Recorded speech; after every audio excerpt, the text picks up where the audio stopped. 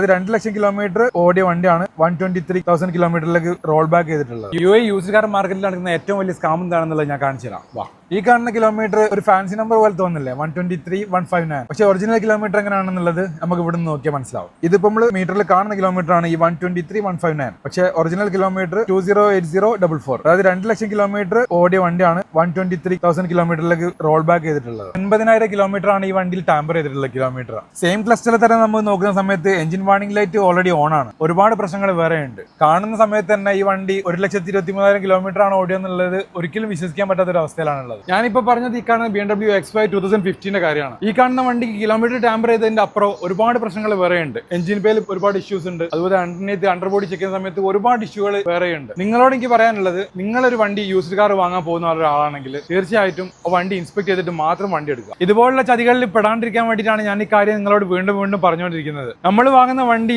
നല്ലതാണ്, കംഫർട്ടാണ്, അല്ലെങ്കിൽ പ്രശ്നങ്ങളില്ലാത്തതാണെന്നുള്ളത് ഏതൊരാൾക്കും സന്തോഷം നൽകുന്ന ഒരു കാര്യം തന്നെയാണ്. അപ്പോൾ എന്ത് ചെയ്യാം, മാക്സിമം നല്ലതായിട്ടുള്ള വണ്ടികൾ മാത്രം സെലക്ട് ചെയ്തിട്ട് ആ വണ്ടിക്ക് മാത്രം വേണ്ടിയിട്ട് ഇൻവെസ്റ്റ് ചെയ്യാം. ഇതുപോലുള്ള പ്രശ്നങ്ങളിൽ പെടാണ്ടിരിക്കുക. യൂസ്ഡ് കാർ ഇൻസ്പെക്ഷനെ പറ്റി കൂടുതൽ വിവരങ്ങൾ അറിയാൻ വേണ്ടിയിട്ട് താഴെ കാണുന്ന നമ്പറിൽ കോൺടാക്ട് ചെയ്താൽ മതി.